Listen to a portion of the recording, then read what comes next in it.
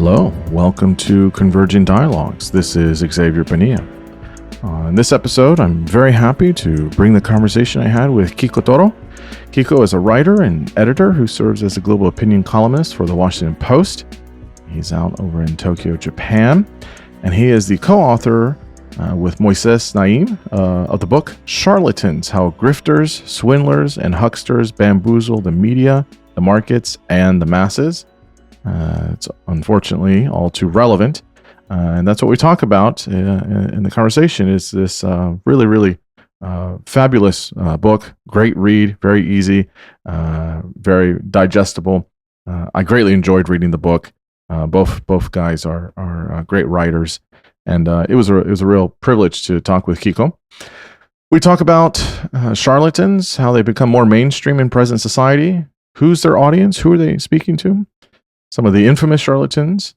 We talk a little bit about astrology, belief systems, the impact of social media, the impact of Trump, and many other topics. This was a fun conversation.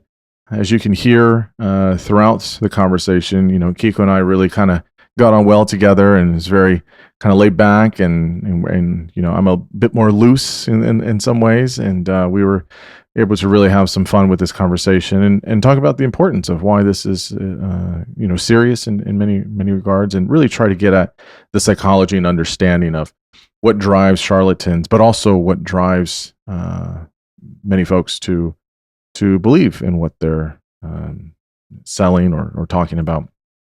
Again, all too relevant for our current state of affairs in the world. As always, you can find this conversation and all other conversations at convergingdialogues.substack.com. I'm also on YouTube, so get over to the Substack. Please subscribe, share widely. And now I bring you Quico Toro. I am here with Quico Toro. Quico, thanks so much for coming on the podcast. I'm excited to talk to you. It's great fun to be here. So you have written a really fun book, an important book with Moises Naim. I hope I'm saying that right. Hopefully I didn't butcher that.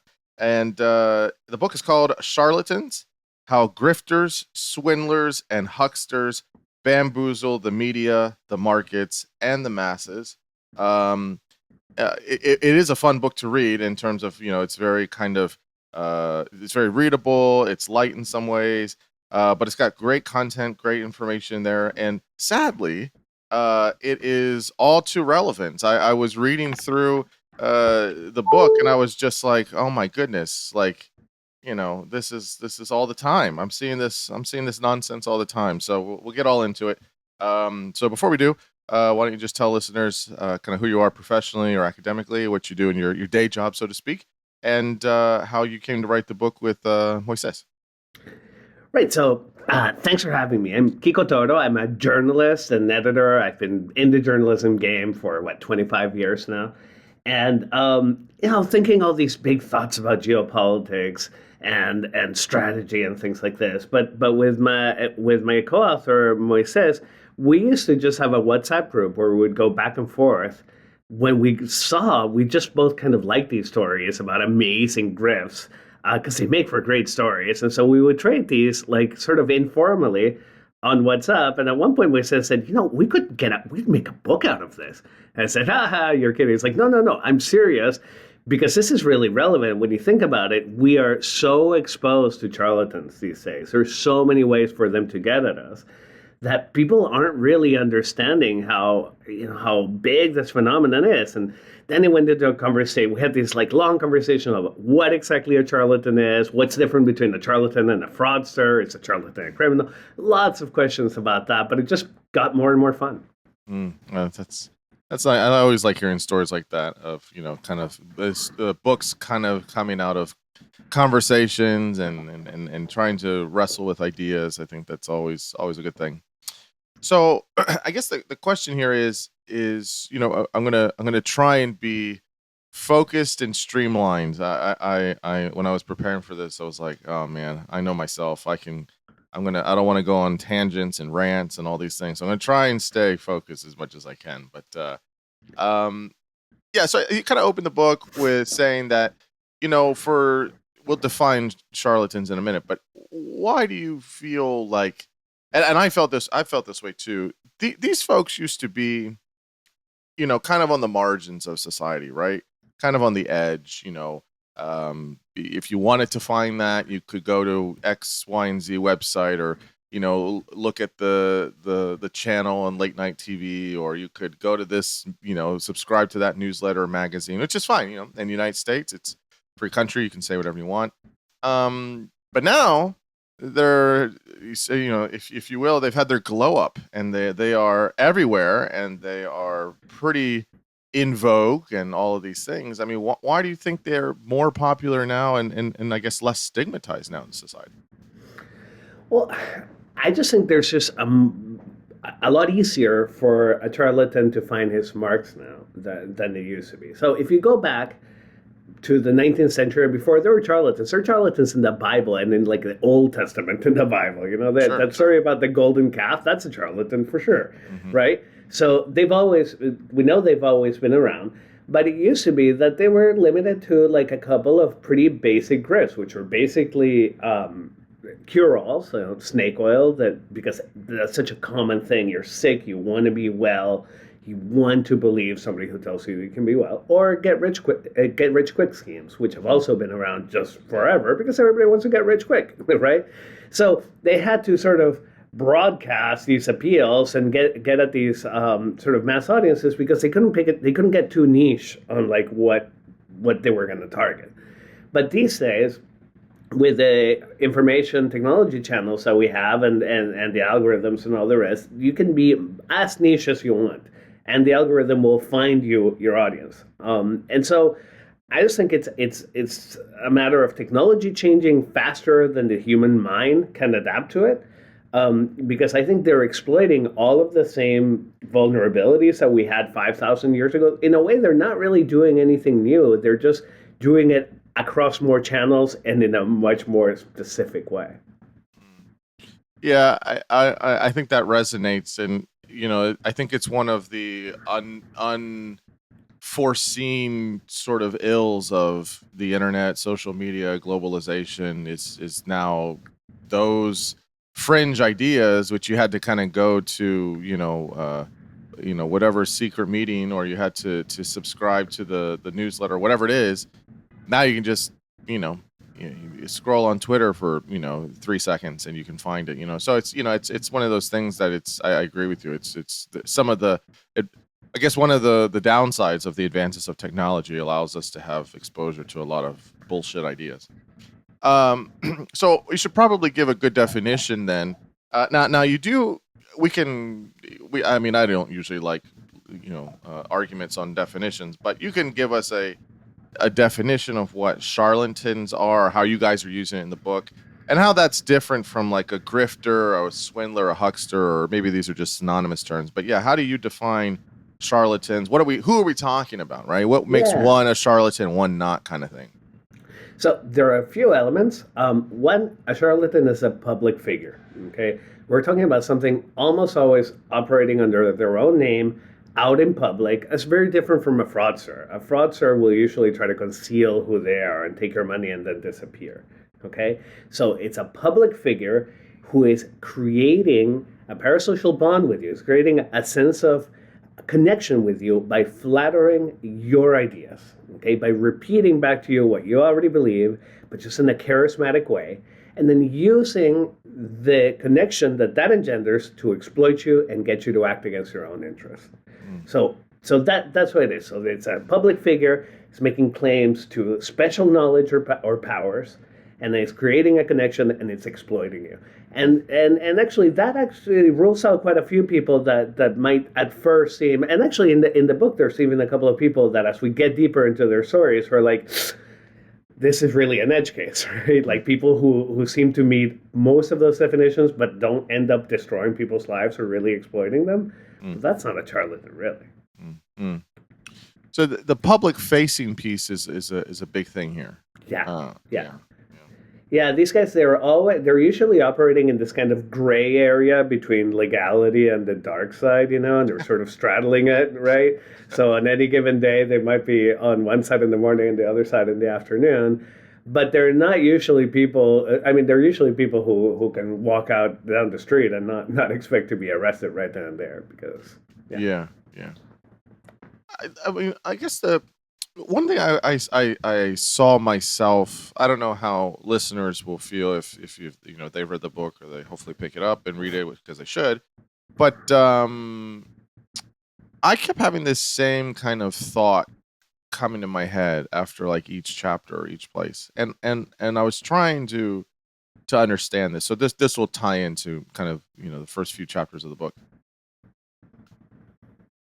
What is it about, I guess, the psychological profile? And granted, that's a very wide kind of question there because there's going to be different ones. But who is the audience member? Who is the person that's buying all of this bullshit? Like that to me is the question, right? Like I don't even fault the grifter, the charlatan. It's like, okay, yeah, like it's obvious, right? Like I'm not. I for effect, right? I never name names on the podcast, right? I don't like calling people out. I think that's kind of cheap. I don't like doing that, right? However, I do feel it is somewhat appropriate here because of the conversation we're talking about, right? But like, for example, right? Like, it's obviously bullshit that Mehmet Oz, Dr. Oz, is selling his powder or whatever it is to people as an alternative to using other types of drugs, right? Well, we can talk about that, but as an example, like when I see that, I'm not like, oh, let me take a look at that. Yeah, no, actually, yeah, I should probably invest in this. It's bullshit.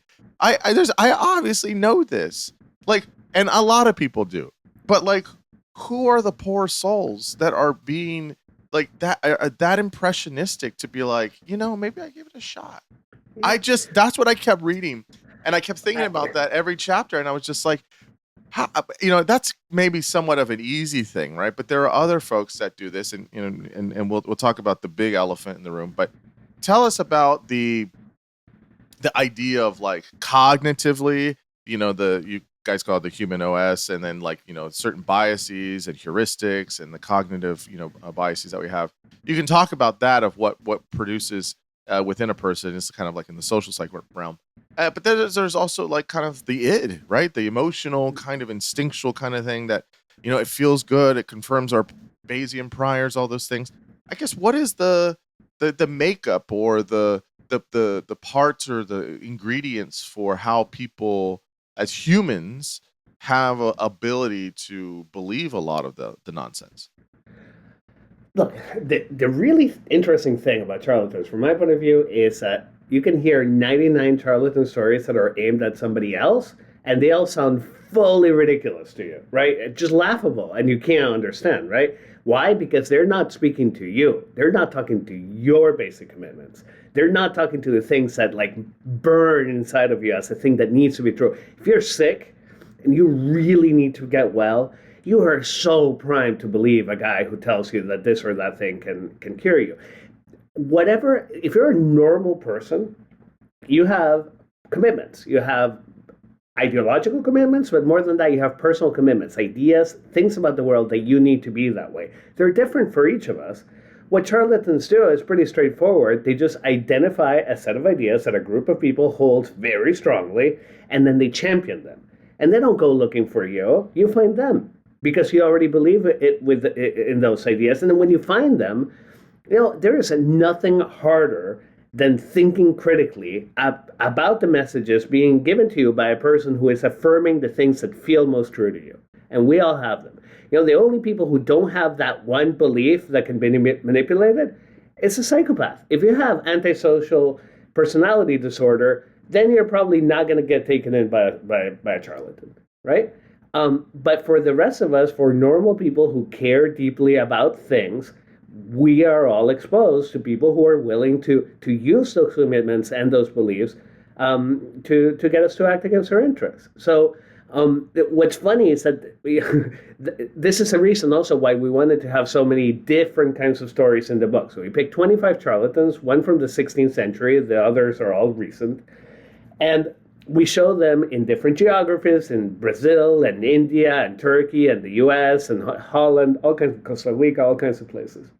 And then we show them getting people on all kinds of prior beliefs. Like, yeah, of course, health and wealth, but also love, also spiritual connection, racial reconciliation, making America great again. There are many, many of these kinds of commitments that people feel really, really strongly about. And the reason we wanted to pick a really varied group of charlatans is that our hope was that at least one of them, I don't know if we hit this with you, but at least one of them should be someone that you could imagine yourself like thinking, wow, that's kind of cool what he's saying. Let's look into this further. And that's the guy who's talking to you. I think if we see them in the context of 25 different charlatans, it lets you see it's like, oh.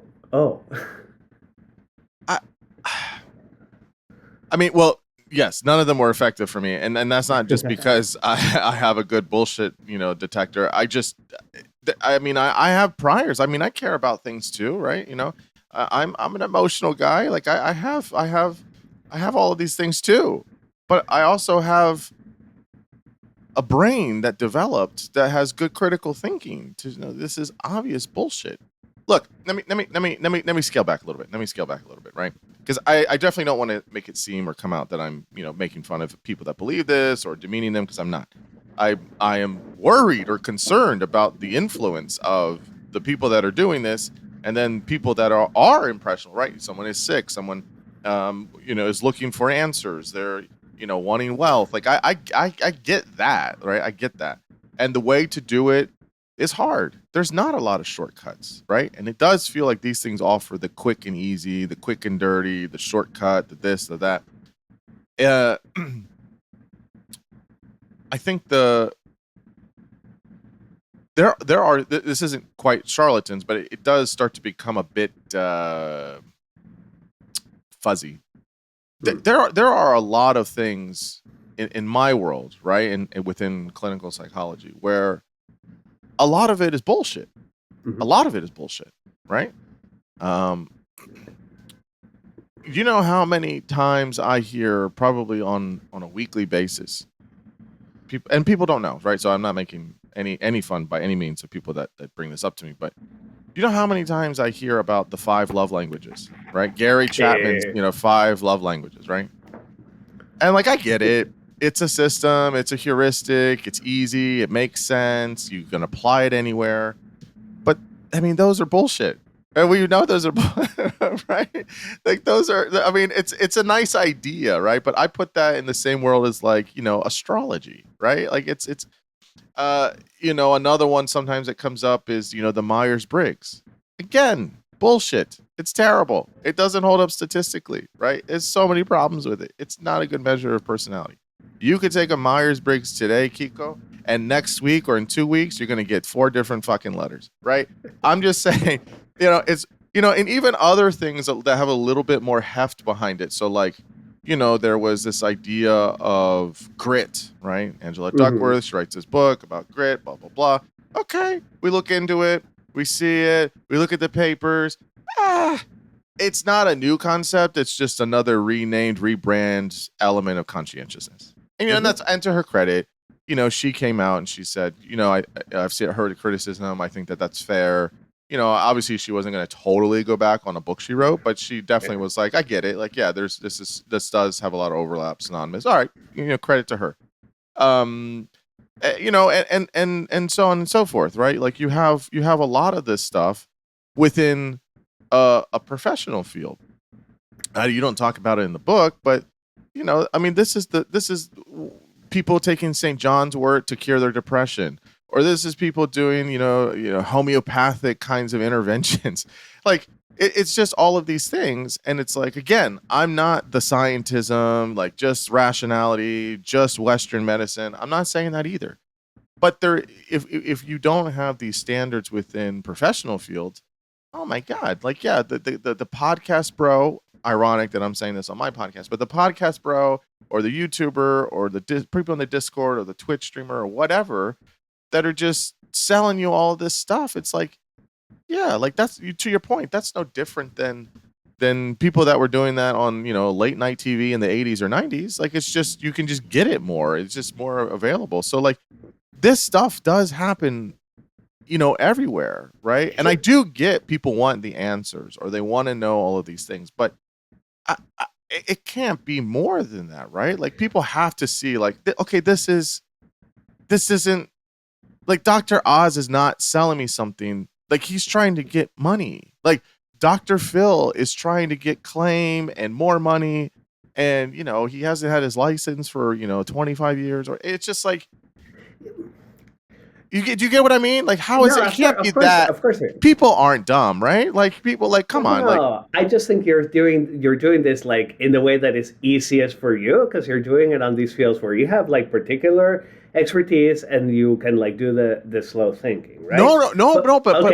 But people in my field, people that have degrees and like they're also buying into a lot of this nonsense. Like, no, I'm not special. Listen, I'm not special. I'm not saying, oh yeah, because I have a little bit of the degree and the license. No. People in my field are buying that bullshit too. Okay. I guarantee to you that if you're in a particularly vulnerable state of mind, or if you're lonely, if you've been through a breakup or something has happened in your life where you're kind of down low, and somebody turns up in your life incredibly charismatically championing that thing, I promise you're vulnerable. Like, you might not fall if it happens, like, right, okay, after this conversation, it's not going to happen because, like, now you're primed to think about this stuff, right? But, like, a year from now, you're vulnerable. We're all vulnerable. I mean, I saw it when we were researching the book, I saw it really clearly when we wrote about this guy, Arif Naqvi, who launches a private capital fund, Abraj, who is I used to write about international development, and I was really interested in, what can we do for the world's poor? And I'm also, I'm not a communist, right? I'm from Venezuela, so no, it's not my thing. And this guy Naqvi, he figured out that he was going to all these like rich people conferences in like Davos and Sun Valley and places like this. And he realized that he was surrounded by a lot of like very rich, powerful people who felt kind of guilty because they kind of had a dirty conscience about screwing the world's poor.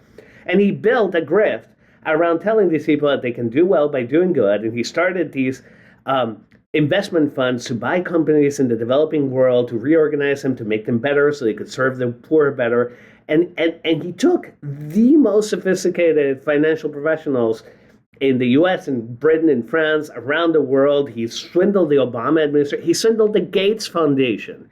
Like people who have like layers and layers of sophisticated due diligence. He ended up sitting on $6 billion of assets before anybody looked at his accounts closely enough to realize that there was a problem, and that the money was not going where it was supposed to be going. So, this is just one of the stories. Like, I wasn't hanging out at Davos at the time, but I can fully see how, like, a charismatic person tells me, we can use capitalism for good. Man, I would have been vulnerable to a guy like that, but that's just because that's the thing that I'm really interested in.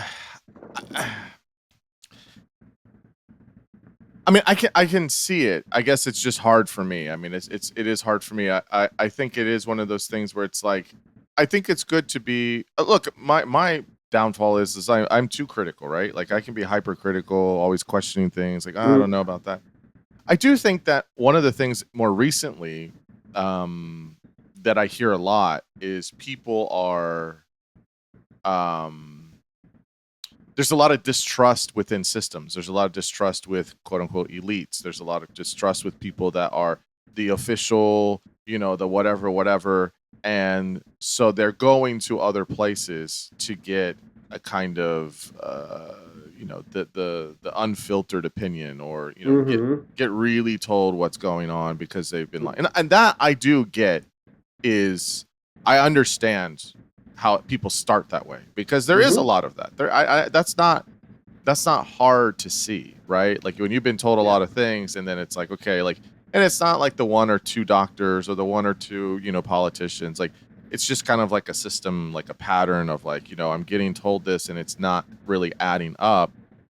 you are more vulnerable and susceptible to like, well, I'm just asking questions. This guy's just asking questions over here, right? And then you just kind of get sucked in, right? And then before you know it, you're buying whatever pills they're selling, you're buying whatever diets they're doing, because it's like, well, he helped me on the one thing, so now he's just helping me all the other Yeah, things, right? but I gotta push back on that a little Okay, bit because okay. it's not okay for many people who feel like who distrust the system in general. They become susceptible to one kind of charlatan, but to people who think that like the elites basically are capable. People who think that the elites are basically capable and know what they're doing are susceptible to charlatans who affirm that. It doesn't matter what the belief is. That's true. That's true. That's Like the charlatanry is belief in the agnostic, belief independent. true. So whatever the belief is. One thing that we saw in the book again and again, and we read about this, is that the one thing charlatans never do is try to persuade you. Because there's no point.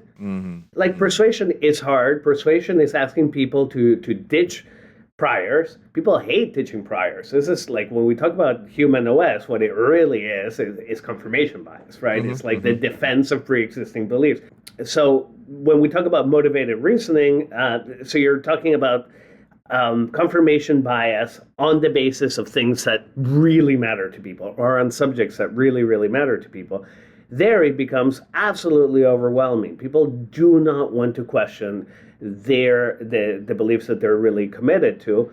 And so, in certain settings, at certain points in our lives, we have the critical distance from our commitments to sort of step away from them and judge them and make and reason about them. But that's not true all the time for anybody. No, that's totally fair. I mean, I think that's right. I think even for people within the ivory tower or the elites or whatever your favorite party is or whatever it is, even if they're not necessarily the charlatans per se, people, right? I agree with you. I think people do People have get this swindled. allegiance.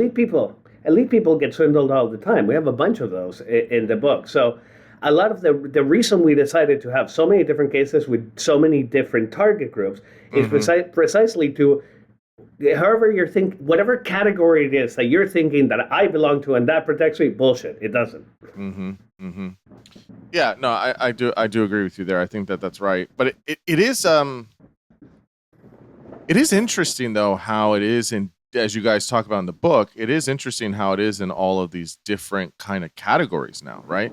So the one thing is rich and famous, right? This ugly side of entrepreneurship, right? I mean, in a capitalist country like the United States, and a lot of the quote unquote developed world is some form of capitalism. I mean, I can understand how that is, like how people get bamboozled, right? Like you talk about Charles Ponzi, who's the where we have the term the Ponzi scheme, right? Right. You can talk about that one. Obviously, you talk about Mehmet Aydin, right? Who this Turkish guy that like created this whole thing. It's wild. It's a wild story. And others, like you mentioned one of them earlier, like talk about how people, both individuals, but then as you were saying, even big administrations or big companies get kind of the wool pulled over their eyes on the rich piece, right? Like how does that has to be maybe the oldest and maybe the, I don't want to say easiest, but because it is something that there's a need, right? Like people need A, money, or B, they want to make more money so they can have the things they want to do or whatever, right? Like that seems like kind of ground zero for this stuff. Am I wrong here? No, I think that's right. I mean, I think probably health might be as old, if not older, because health, everybody's always needed before we had money, right? But with money, I don't think actually the mechanism isn't really that different. When we are faced with a belief, when we have a belief that we're really committed to, like I can get rich quickly, like riches are right around the corner for me. I just have to like fix this one thing. If you're given a new piece of information that confirms that belief, then all you ask about it is, can I believe this? Is it possible for me to believe this without absurdity? And that's a pretty easy standard to meet. right? Like you can usually rationalize some reason for believing in something. But if somebody comes to you with a contrary message that says, no, this is not true for this and this and this reason, or this scheme that you're peddling is nonsense for this and this reason, people apply a different standard of evidence to those contrary beliefs. They ask, must I believe this? Like, am I compelled to believe this? Do I have no choice but to believe this, right? And that's a much higher standard. We can usually find a reason to things like, well, no, I don't have to believe this because of this quibble on the side, right? So getting people to step off of their commitment to a charlatan turns out to be extremely difficult, because what the charlatan is doing, and the way that these scripts tend to work, is that they're identifying really the core of your identity, the thing that makes you you, right? And they're trying to resonate with that. And then they're trying to interpose themselves in that part of your psyche that interacts with that core idea, such that at a certain point, you stop believing that the idea is possible without the charlatan. This is why there's often a claim to special power or special knowledge. So one of the amazing things about charlatans is that people come to feel very strongly that to attack charlatan is to attack them. So the identification becomes extremely strong, right? And again, for police, in like more fraud type charlatan cases, like the Ponzi things that have a strong element of fraud, police are often stymied because the victims identify with the charlatan, right? And in like some of the more culty kinds of like the personal commitment or the personal relationship or some of the more spiritual cults, if you go online, you'll find a bunch of people saying, well, this guy is clearly a charlatan. Then you'll often find a chorus of their followers who need to defend them, because what this charlatan represents in their lives is their identity, it's who they are, right? That's the hardest thing to let go of. Yeah. It is interesting. I mean, I guess there's this a kind of a need, or everyone has a need for some kind of financial income or things like that. And I like what you're saying there about like it does start to become like a group thing. Like to critique this person is now you're critiquing me by proxy, right? And I think that is a lot of to have an alignment that way on the social side of things is part of the issue. I think that's where it becomes really, really damaging. Yeah. Tell us just real quick about astrology. You have a chapter in there about that, right? Astrology seems like one of those fun, harmless things, but there are people that take it really serious, right? I mean, you can know all the things about me, Quico, because I'm a Taurus, right? That's what you can know, right? I'm very stubborn, I'm very passionate, whatever, right? I don't know what your sign is, but I mean, there are some things that are like, I think the thing that gives that a little bit of like some belief that people have is like, if people get really, what's your rising sun and moon and and when, all these things, like it gets really like into the weeds. I think there's like some like, you're aligned with an esoteric way of how they used to do it 20,000 years ago or whatever it is, and it feels connected to nature and all these things. I get some of that, why people feel that way. But I mean, and I think more casually, yeah, you can meet other people and you're like, I can kind of see a little bit of the same themes here. And so it's like, oh, okay, it's this nominal, kind of very casually true or whatever. So I don't know though. I mean, what do you think about it though? Why it has so much power? I don't think it has any real harm, like much like the Ponzi scheme does. But yeah, I mean, I don't know. What do you think? Tell me.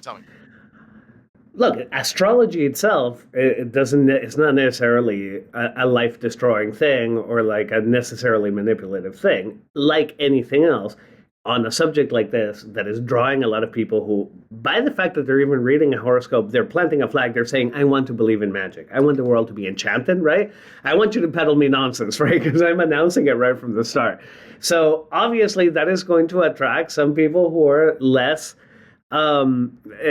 scrupulous than others, let's put it that way. Sure. It can sound harmless, and it's not always harmless. In the book, as Latinos, for us, this took some bravery, but we do write about Walter Mercado, who the Latinos in your audience will know exactly who I'm talking about, who's this amazing figure in the 80s and 90s and the 2000s in Latin America, who wore this crazy cape and all this makeup and was like very flamboyant and sort of, pansexual before that was even a word, and who was a TV astrologer that everybody in the region loved, like truly, like one of these people who could really stop traffic. Well, he was running 900, like 1-900 number astrology scams on the side where like poor people were calling in and getting charged a lot of money for junk advice and selling like magic runes and crystals for sometimes very inflated prices that were lighting people's lives, So you can't just say, oh, astrology is all harmless. On the other hand, we did in that space also find Chani Nicholas, who is this very sophisticated kind of woke astrologer for hippie from British Columbia, who now runs like a multi-million-dollar app that peddles like total gobbledygook astrological advice. But Chani actually is the only figure in the book that the deeper we went into it, the more we thought, we don't actually think she's a charlatan because she doesn't destroy anybody's lives, right? Like you can just, if you stop liking her service, you just unsubscribe, and at most you're going to pay like $50 a year. So there are places like this where it can be a little bit ambiguous, but the belief system doesn't impose the charlatanry, right? The belief system is just a vulnerability. It's just an opening that you give to an attacker, right?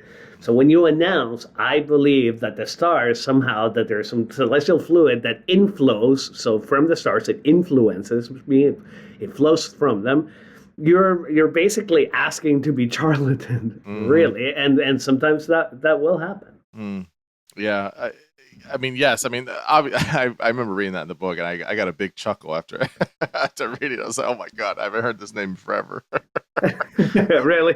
Yeah, and it is one of those things where it's like, again, it goes back to my first point. Is like, I mean, again, I may not be persuaded by that. You might not be persuaded by that, but there are a lot of people that are. Oh yeah. And I guess that's the question: is like, why? Why would someone be persuaded by all this astrological, garbage? Well, okay, but look, what I think is that when you see these kinds of like seemingly inexplicable things, it's like a test of your capacity to empathize across very different belief systems, right? Like it really takes a strong act of like moral determination to imagine yourselves in the skin of a 36-year-old mother of three who is trying to raise three children alone in a slum in Guayaquil or in Maracaibo or wherever it is in Latin America, who has to work extremely hard in often very harsh circumstances, and who just feels alienated from an urban environment, and who feels very deeply that there's a hidden layer to the universe that is just out of reach of her, but that there is a magic there and she can sense it. Something is very strongly suggesting to her that there's something more, and that there needs to be something more for her struggles day in and day out to have meaning. Because often what these charlatans are really targeting is man's quest for meaning, or like what person's quest for meaning in this case. So when it's easy, it's all the urge to be judgmental about the marks, I think is kind of overwhelming. Like it's something we really, as we were writing the book, we had to try to keep at bay at all times and remind ourselves that these people only look ridiculous to us because they have prior commitments that we don't share. Our prior commitments to them would probably look exactly as insane. Like I can just about imagine, this lady in Guayaquil hearing that like some asshole in New York thought that they could become a millionaire by building hospitals for poor people in India, and being like, how could you be such an idiot? Like that doesn't track at all, because to her, she doesn't share my priors, right? So, it's just the variety of things that people are, bottom line, absolutely unquestionably committed to, it is very wide. And so that's what creates this sense of alienation from the victims. I really think we have to fight it. I really think we have to always remember the victims and the marks are just like us. And if you can't, you're probably a psychopath. No, I totally get you on that. I mean, yes, the empathy thing. I get you. I get you on all of those things about what are people's motivations, and so you're going to have people very different that are motivated. I guess I'm a little bit kind of so I get that. I understand that. I guess I'm more stuck on if you look out. Let's say you have an issue, right? Whether it's financial challenges or some type of health challenges or even just this kind of crisis of meaning or purpose or things like that, right? And you look out into the world, right? At this point, now I can't say 200 years ago, right? I'm talking about right now, right? At this point, everybody's got one of these. They got a phone, they got social media, they have the internet, right? Everyone, pretty much everywhere in the world has that or some access to that. You have a plethora of options.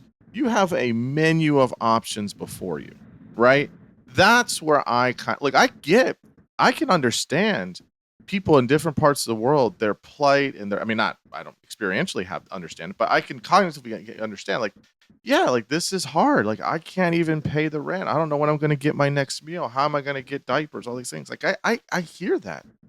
But there are so many. There's a menu of options, and that's the one. That's where I'm kind of like, well, how does that happen? Because think about what that menu of options is. What the magic little glass box has is infinity confirming messages and infinity refuting messages. Which ones are people going to be tending to go towards, right? So it's just about understanding what confirmation bias really means. Confirmation bias is the cornerstone of the way our minds work. You're the psychologist, but from the outside, I'm completely convinced that this is. And as for doing this book, this is how we work. So whenever we're confronted with a new mental anything, input, idea, thought, caress, whatever it is, it can be either in sync with our prior understanding of the world, in which case we accept it before we've thought about accepting it. It feels good before we've thought about it at all, before we had chance, actually chronologically, if you put people in an MRI machine, you see their emotional reaction coming before their cognitive reaction, right? Or that input, that new stimulus, is contrary to those priors or goes against the grain of those priors or complicates those priors, in which case you don't like it, you disagree with it, and you're disgusted by it before you've had a chance to think, right? So what this is a confirmation bias machine. This is the thing that it doesn't matter how crazy the idea that you have is, there will be somebody in the magic glass box that confirms it. And if there isn't, you can go to ChatGPT and a machine will do it. Right? Yeah, well, that's another problem we're having now. We're outsourcing our brains. Yes, I don't disagree with you. I will say I would expand on that, though, and that's where I think it makes it complicated, is yes, we have various mental heuristics and cognitive biases. Confirmation bias is one of them, of course. But that's not all that's in our brain. And that's not the only part of decision making or abstraction, right? There are so many other things that we have intuitions, we have emotions, we have other parts of reasoning. It's not like confirmation bias is driving the car and that's all that there is. There are many other components to how our thinking is that are also sending, mixed. How do we inhibit certain things? How do we become exposed to other things? How do we, how do we delineate and make cognitive discriminations between things? How do we have some sense of future planning? What's the social cognition? We have a lot of other things going on than just confirmation bias, right? I think that I agree with you, but I'm trying to give people a little more credit here, right? I don't think it's, I saw on the black screen on my phone and, I guess I'll believe it because it confirms my bias. I mean, sometimes, yes. There's that's why rage baiting works so well, right? Yeah. Yes, I'm not disagreeing, but I do think it's a little bit more complicated than that too. I think people do have a lot of competing or warring kinds of feelings, ideas, intuitions, etc. That I think is what is or could be helpful for warding off charlatans or people that are selling you bullshit. I mean that's how I kind of see it. Well, I mean, of course. I mean, we can think slow as well as thinking fast. Obviously, like otherwise we'd still be living in the savannah somewhere, right? But the issue with that is that slow thinking is effortful. It requires a decision of the will. It makes you tired, right? Like nobody's exhausted after fast thinking, right? Because it's not even thinking; it just happens automatic. So it just things feel true before you've had a chance to think about them. So the issue here is that to protect yourself from a charlatan, you usually have to take slow thinking and conscript it in this battle against your own worst instincts. And that's something that, of course, people can do some of the time. Like everybody can do it some of the time. Very few people can do it most of the time. Nobody can do it all the time because we wouldn't be able to function that way, right? So when people do, of course, there are many people who, after a period of weeks or months or years, come to see their charlatan in a different way and step away and try to warn others. And usually that happens after a period of slow thinking like that. We think that, in the 21st century, and the message of the book is that in the 21st century, we are exposed to so many charlatan pitches that unless we get really good at that, we are going to be increasingly in danger. So, touching grass has become a survival skill for the 21st century. Yeah, unfortunately. Yeah. Well, I mean, I certainly agree. And I just think that it becomes a little bit more difficult. So, okay, so we've sort of been talking about the digital space. So let's kind of land here before going on to easy topics like religion and politics. I have been. This kind of goes to the point I was making earlier. I can understand, and I can have some compassion for people that feel let down, feel disappointed, angry at. To me, it's a breach of trust with medical elites, political elites, popular thinkers, things of this nature. I think where we're at now and where we've just kind of just pulling back the curtain here is that it becomes difficult that everyone thinks everything's a psyop, right? And that's not true. And I understand once you're kind of in that world or in that space, you think everything is there's something going on behind the scenes, and I'm sympathetic to that. I sincerely am. But yeah, I mean, I'll just say, I mean, I don't think it was COVID's fault, like the actual virus. I don't think it was, but I think that time really broke a lot of people in a lot of ways, and I saw it happening in real time.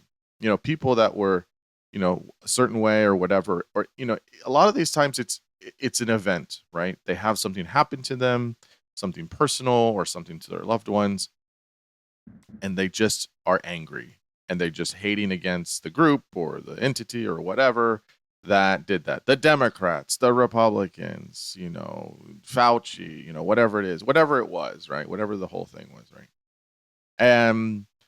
And a lot of it was, you saw a lot of professors, you saw a lot of intellectuals or public intellectuals that sincerely had good ideas, right? Or they were thoughtful, or they did ask good questions sincerely.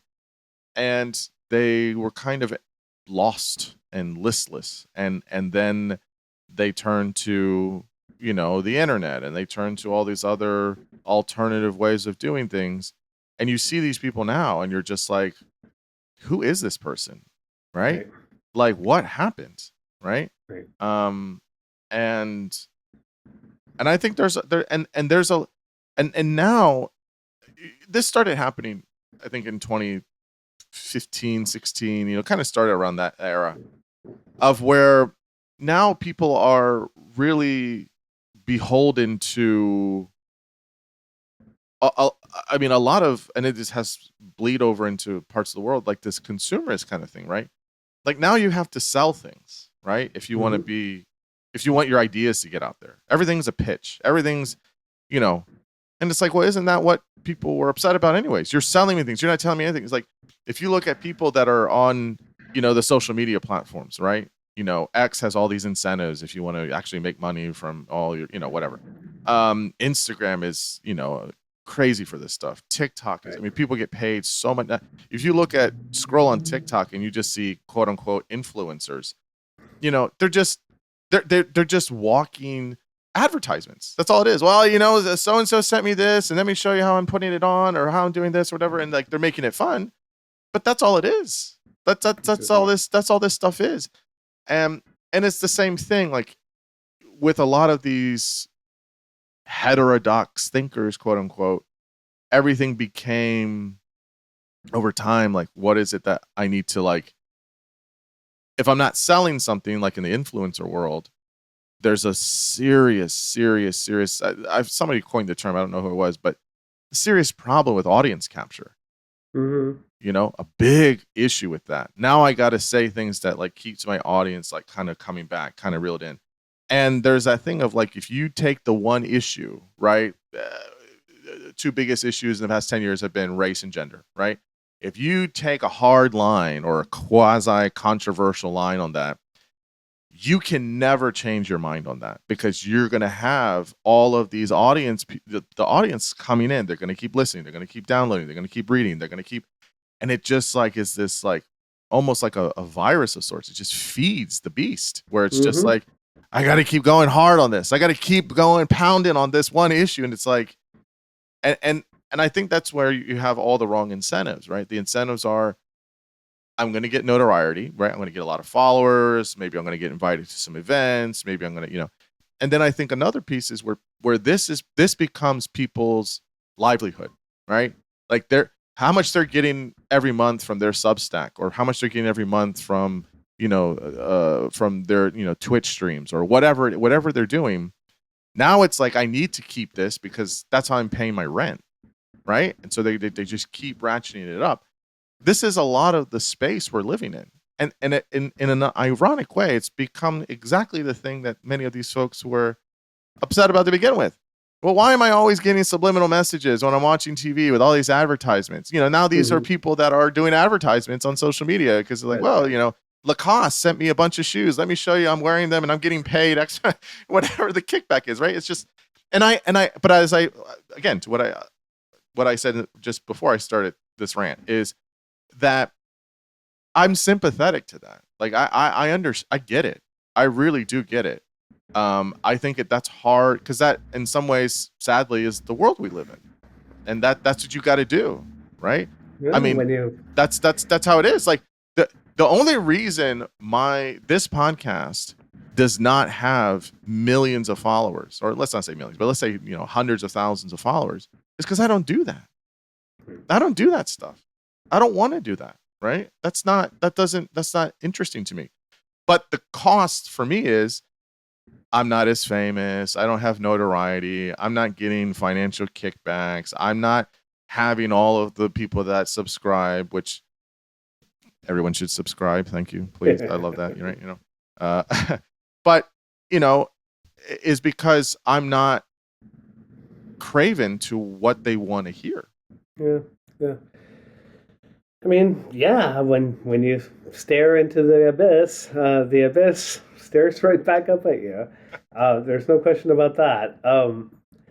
I guess what I can say about that is that you're going to have different kinds of people with different kinds of psychological makeups. You're going to have some people like you who look at those trade-offs and say, you know what, I don't need the 10 million followers because I would have to do that at the cost of my integrity and my credibility and my soul, and that's not worth it for you. Okay, guess what? You're not going to be a good charlatan.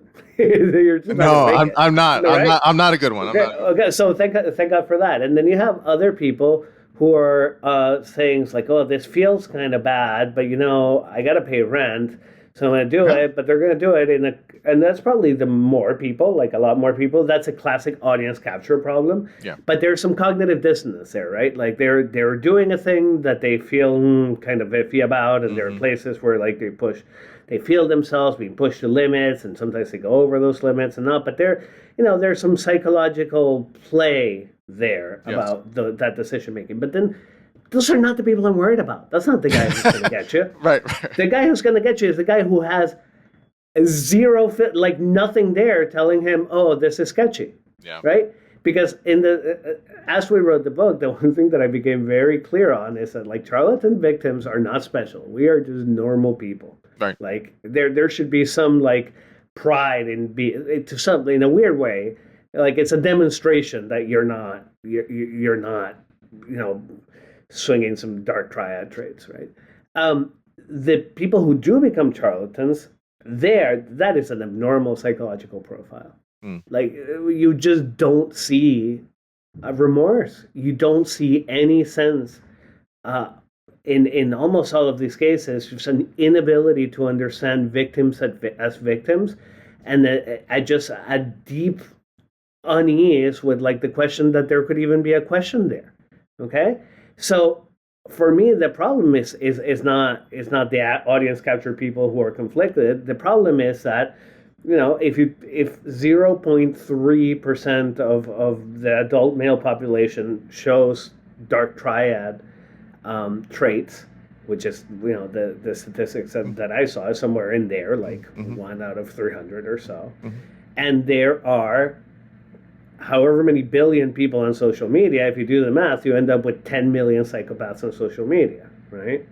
So not every one of those 10 million is going to become a charlatan, but if 0.1% of them do, now you have 10,000 charlatans that are active dark triad people out trying to put out schemes, trying to capture people, trying to like draw them into their web, and often these are going to be very like charismatic, or the charismatic ones among them will rise to the top because the algorithm just becomes a selection mechanism at that point to identify the people who are really effective at championing the speech, and it's a winner take all system, right? So you're going to end up with a stratum of like a few hundred elite charlatans who are like straight up psychopaths who don't have any remorse at all, who are good at what they're doing, and who are out targeting people in their niche. Let me ask about on the charlatan side of things. Is there an intentionality there? Because I'm thinking of a few people in my head, and I'm like, and I thought about this a lot. I'm like, I don't know if I think it is a more emotional and a psychological kind of damage of sorts that is motivating some of these things, and then they just kind of get wrapped up in it. But a lot of the times there are some people that like kind of believe the bullshit they're selling. Like it's not like it's like, oh yeah, this is all fake. I know it is, but like, whatever, I'm getting all the money coming in. I don't really believe that. Like it's the Tucker Carlson thing, right? Where it's just like he's got this whole act, this whole show, whatever. And like I know people that have been on his show. I know people that have talked to him, and they're like nicest dude behind camera. Cameras are off, regular guy, super nice. It's all an act, right? It's all, I mean, right. for a large part of it. But like, I'll give an example. Like, I wouldn't call Joe Rogan a charlatan. However, I do think he does. I think he's irresponsible. I'll put it that way. Okay. That doesn't make him a charlatan. But I think there's when you have an audience that big and you're just asking questions, in the middle of a pandemic about things, it's like, that's not responsible. Like there's nothing wrong with doing that, but maybe having a bit of some, kind of responsibility with your free speech there and all these things, but that's just a personal opinion, right? That's not like, a condemning thing. But yeah, there are other people that kind of get quote unquote red pilled, and then they start, selling these things to people. And it's like, but sometimes people really believe that. Yeah, Like yeah, they're yeah. really smart And people and they right, believe the bullshit yeah. they're selling, right? Like And that's and in true. some cases, I mean, I think in some this is really a big question for us writing the book because obviously it's unanswerable because the true answer is a private answer and that you never get to see the private side of a charlatan. Hmm. But obviously, if you truly believe your thing, that makes you a better pitchman because you're like fully committed to the shtick, right? Yeah. Um, I think the most interesting case of this, a bit of a rabbit hole, but just indulge me here Go a ahead. little Go ahead. bit, Go ahead. is Dr. Mercola, right? Okay. Do you remember this guy who was like the COVID era anti-vaxxer quack medicine peddler weird dude, Joseph Mercola? He's an osteopathic doctor. He has this like he sells like scammy supplements. He has $100 million at least in the bank. He was one of these like COVID disinformation super spreaders, like horrible stuff. Right? As one of, in some ways, one of the worst, and probably one of the ones that has one of the biggest body counts behind them. Because if you followed his advice during COVID and you were older and at risk, the chances you would die would like be much higher. So like okay, we had to research for a book, which meant that I had to like spend like a good number of hours listening to this lunatic's podcast. And then when I start doing that, you hear all the usual things that you're expecting, but then I also hear that he has some like crank theory about iron building up in the blood and this like causing all kinds of like blood problems. I asked a couple of like doctor friends of mine, like, what? That's nonsense, right? Like there is hemochromatosis is an actual condition of too much iron in the blood. Like very few people have it, and we know how to treat it, but it's not a normal thing. But this guy is obsessed, and everybody has hemochromatosis, too much iron, and so one of his biggest things is telling people that you need to donate blood 3 to 4 times a year to keep the iron in your blood like at a reasonable level.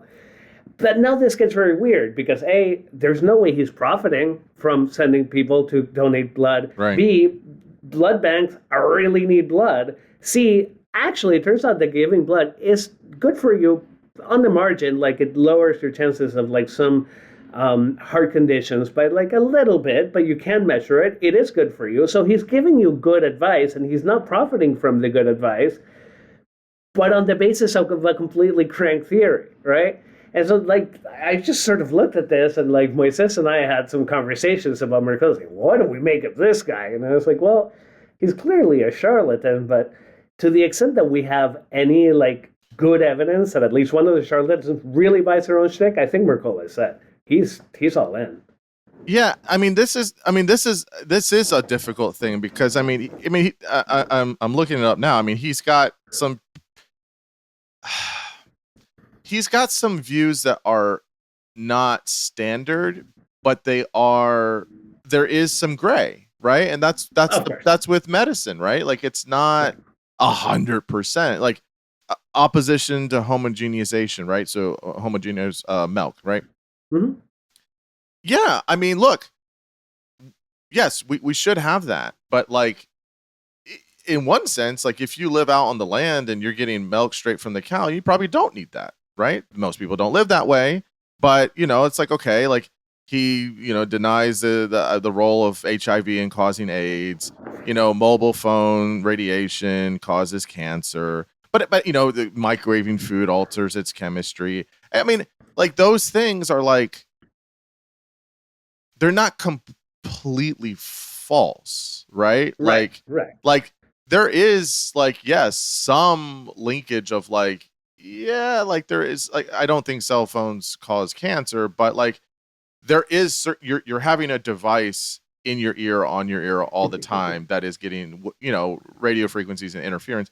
Like, yeah, there is radiation, a small amount in a microwave. Like, I don't think it's altering your food, but like, you know what I mean? Like there is some element where it's like, it's just going the way, but yeah, the guy is like a legitimate person, right? Like he went to University of Illinois, he went to Midwestern, he taught at Stanford, he had a lab, like, he was on all of the like, all the things, right? Like he's legitimate. I mean, this is sort of how I feel about Jordan Peterson, right? Like Jordan Peterson is. Who did he get killed? Sorry? Who did he get killed? What do you mean? Well, I just wouldn't compare. Like, I think the No, bad no, advice no. I'm when they're not. told, like, hey, it got people killed. No. So- That's fair. That's fair. That's fair. No, I'm not saying about in terms of getting people killed, but like in this idea of like kind of, you know, buying your own stuff, right? Like that's like Jordan Peterson was a very good psychologist. He has a lot in the 90s, a lot of really good published papers on personality theory. And if you read those papers from like 91, 92, like they're great. Like they're really, really good. His first book is a bit over the top Jungian, you know, maps of meaning or whatever, but like it's thoughtful, it's philosophical, it's got some good ideas. Like, okay, like fine. But and then he jumped the shark. Right. And then he just got like too much on like campus culture. He had some viral moments, and then it was off to the races. And then I do think he did actually get pretty ill. But then right. Then it's a whole thing. You get sucked into all this, and it's the same story as like, you know, he's been pushing this carnivore diet because he had some weird autoimmune disease. And it's like, bro, like, you know, you can't be promoting this stuff for people. Like that's wild. The other guy that comes to mind is, you know, is Brett Weinstein. Brett Weinstein is, you know, during the pandemic, he's this guy that got canceled on Evergreen, you know, campus, blah, blah, blah. And the guy has become, I mean, again, I wouldn't say like, not like Mercola, but like there was literally, I mean, if you go back, listen, if you want to go back during 2021, like it was like 87 podcast episodes in a row with him and his wife talking about just asking questions about why the pandemic wasn't real, why the vaccines were this, why the mask, and we're 5 years into this, or 5 years later, almost 6. He still talks about that, and it is now, you know, jumped to other things. You know what I mean? Like, but here's my point on this. I think he really believes it. Like, I don't think he's bullshitting. Like, I think he really does. And like that feels different to me, you know, like that's not the person that's like, oh yeah, I'm just gonna, you know, scam people over. I'm in it for me. I don't give a shit, whatever. No, there's like true believers that become like kind of taken by the idea. I think that's a little different, no? Well, I mean, it's a bit different in that many people have bad ideas or wrong ideas. Like it's the most common thing in the world. And people sort of lose their mind. That's also just a thing that happens. I mean, that doesn't worry me as much. I mean, the book one that I thought was really interesting was Mehmet Oz, Dr. Oz, specifically because you know we know what happened in the end, but what people often forget is that he was legitimately one of America's top heart surgeons. And like an innovator, he has patents. That guy has saved tens of thousands of people's lives because he innovated cardiac procedures that are still in use today and that are top of the line. So in a way, that to me is a much sadder one. You know, in the 90s, there was murmuring that Mehmet Oz had a legitimate shot at a Nobel Prize for medicine. And look what he did to his career. But none of that's false, though. Like he did do those things. Yes, he did. And he probably maybe did deserve it. But to me, it's just the psychological piece. Is like, how can that same? What's the guy? Gifted hands. Ben Carson. Right. Like, it's the same thing. Like these people are like legitimately smart, very competent, can really make an impact in a big way, and also turn to doing all this other stuff. Like that to me is I mean, that's just really fascinating, mostly on the psychological component to it. Yeah. Well, but like in the end, it's not that mysterious, you know. His take home pay probably got multiplied by 10 or 100 when he went from like doing heart surgery to talking nonsense on TV. Yeah. So like there is a danger of overthinking. Money, sex, power. Yeah. It's one of those three, right? And you see it pretty clearly, like in the book. Again and again, this is what comes, or like meaning, maybe number 4. Sure. Yeah. All right, let's maybe not the best way to kind of end, but you know, I'll ask you something afterwards. But we got to talk about Trump. You know, okay. Give me. I'm gonna resist the pull here, right? Give me the charitable view of what Trump has done over his career all the way to the presidency, and the charitable view of millions of people that have voted for him 3 times and really believe in what he's about. Like, what is that kind of, because I think it's established thing for most people. Like, he's a charlatan. Like, that is pretty evident. But a lot of people do not see it that way, or choose to not see it that way, or suspend it. But like, it's a big deal. Like, I mean, it's textbook. Yeah. I mean, but It's like, textbook. I mean, maybe there's a case to be made. He's one of the biggest ever because of he was elected twice to one of the biggest countries and all that, blah blah blah. Like, but what's the charitable view here? Like, what is the thing that keeps people roped in? Look, in the book, we have to write about Trump. We wrote the book before the election, so we didn't know what was going to happen. Obviously, we had to write about Trump, but the world has gone so crazy since that escalator ride in 2015 that we thought that the smart way to go about it would be to look before that, right? So if you look at the pre-2015 Trump, the case that really stands out to you is Trump University. Yeah. Just remind us of this real quick. Yes, for people. So Trump University was not a university. The state of New York kept sending them cease and desist letters saying that this is a regulated term. You cannot represent yourself as a university. If you're not a university, you are a scammy, upselly correspondence course for people who want to go into real estate. That is not a university. They just kept using the word university. What it really was, if you've ever been to a timeshare presentation where they do a lot of hard sales tactics to get you to commit to an expensive thing that you can't afford. This is what it was. You would get invited to like a free one-day seminar, which would really just be a pitch for like a paid like $2,000 2-day seminar, which was only a pitch for the next level that would go up into the tens of thousands of dollars. And each time, you would be told that one of the greatest real estate investors in history was going to teach you his secrets. So there was this like secret knowledge aspect.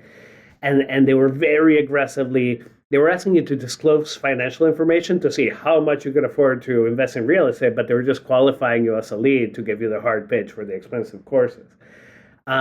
This was the subject of years of litigation. It was finally settled out of court for multiple tens of millions of dollars. Donald Trump did not admit any wrongdoing as part of that settlement. He never does. But when you look at the people who were taken in by the Trump University scam, you see that, if Donald Trump had been hit by a bus on December 31st, 2014, and just died, then there would be no question that he was just a straight, because he meets all of the criteria, right? So what was he doing? At that point, he had identified a set of dreams, a set of like deep down commitments. Some people like just really felt that they were like destined to be very rich and that real estate was the way to do it. And they believed in Trump's persona. And so they those are the priors that he decided to exploit them. And then after 2015, he kind of discovered as he went along speaking to crowds, he would gauge from the crowd's response to his speeches which parts were really resonating and which parts were really capturing what they felt. And then it becomes like an instinctual discovery process where he was iterating towards his message that captured a thing that people were very committed to that they felt nobody was saying. We're losing our country. We are losing the America that we thought was great. Our country's being overrun by people who aren't like us and are never going to be like us. The people who are leading us cannot be trusted. He was giving voice to things that people deeply, deeply identified with. And of course, when a charlatan does that, then people repay that with affection, with connection, with a vote in this case. And that's just all he's been doing ever since is giving voice to these things that couldn't be said before. So I don't know. I think that is the most charitable view. And, we told me. I mean, yeah, pre 2015, right? Mm-hmm. You have Trump University, Trump wine, Trump steaks, Trump hotels, Trump, and I don't know. I mean, my understanding of him with legitimate investors and people is that he was just kind of a joke. Like it wasn't Yeah. like he wasn't serious. Like it was Right. he sort of kind of had some involvement, but he slapped his name on top of the building in gold Yeah, they're letters. mostly licensing deals. Although Trump University, interestingly, was not a licensing deal. That was operated by the Trump organization. I guess I go to my other point I made earlier is, and maybe it's a little bit different back then, but I mean, isn't there something again where it's like there's a lot of investors, there's a lot of people that are, selling a kind of brand or whatever.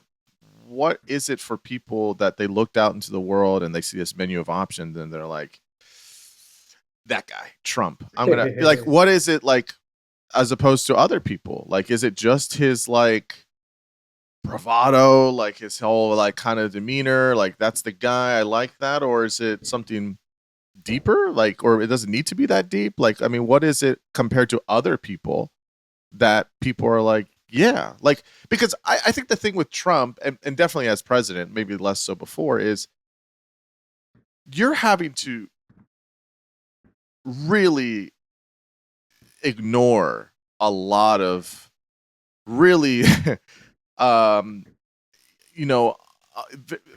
unpleasant ways of speaking, put downs, just like the crass, bullying kind of things of like, and not to mention the narcissistic need for worship and all that stuff. Like, you have to turn a lot of that off to then still say, but I have needs and he meets them, I think. And that's how it feels. Like, that to me is what I think is initially hard. I can kind of get why people do that after the fact. I feel like nobody ever wants to feel dumb.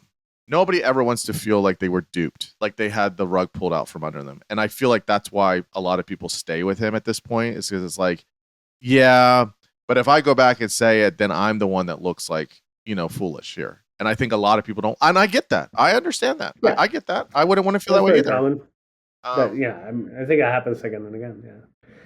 I mean, obviously there's a bunch of that. Obviously, if you, it's a little bit circular to put it this way, but if you are not the kind of person who is in a life circumstance and has the ideological priors to be attracted to Donald Trump, then when Donald Trump speaks, they're not going to be attracted to it. Like, that's just kind of obvious, right?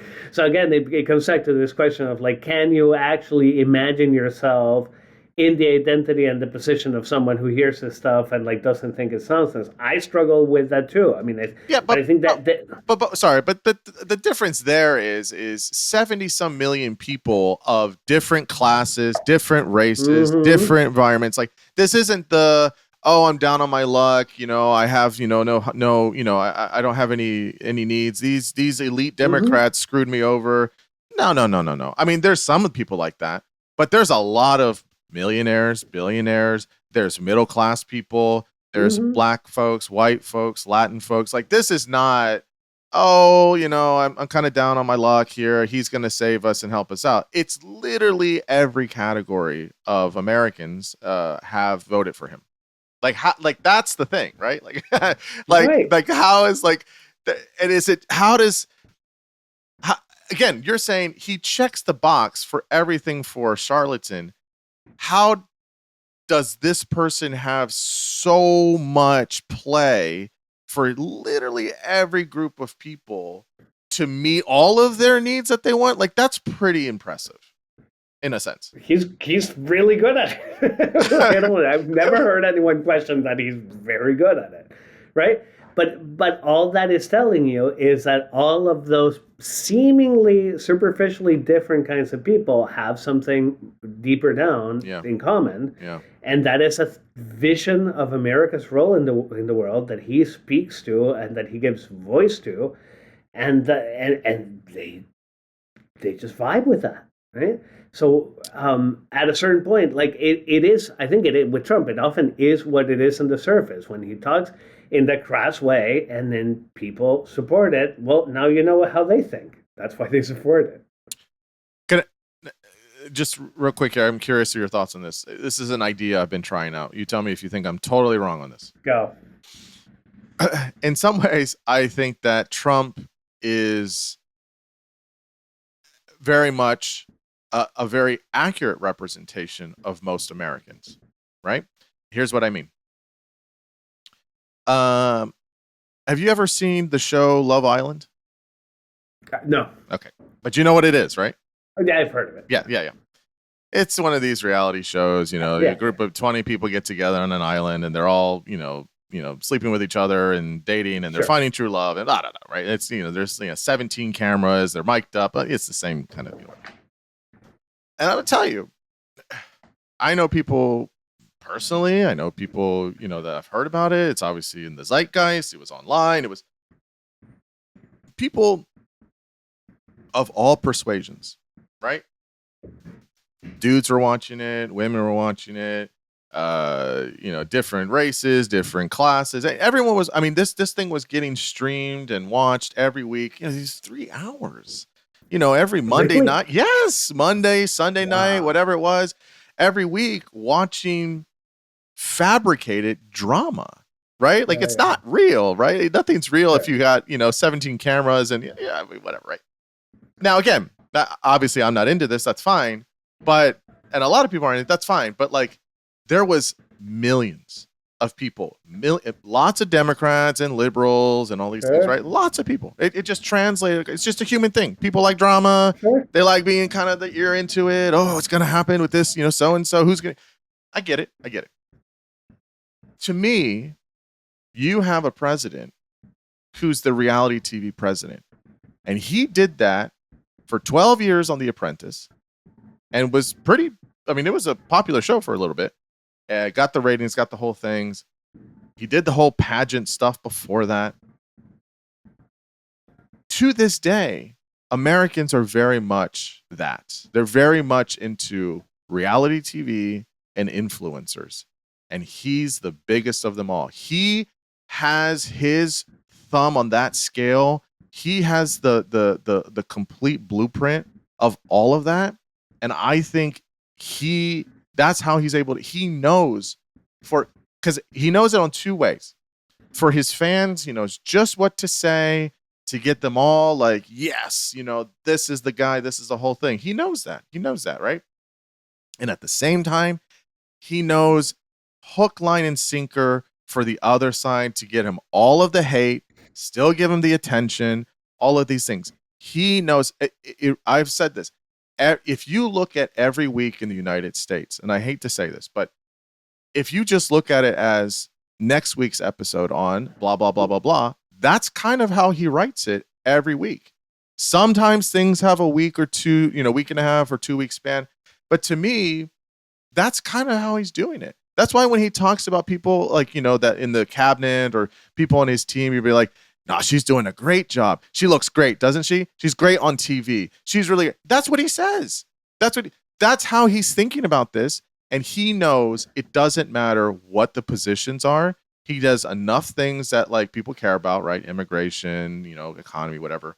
But like, that's all it is. And my idea is that actually is a representation of many Americans, because many Americans really, really like reality TV and the whole influencing thing. I don't know. You tell me if I'm wrong, right? Am I wrong on this? So you tell me. It's a bit awkward. Look, I'm not American. I don't live in the U.S. And so I don't want to like start pontificating on what like these 320 million people, many of whom are your listeners. Right.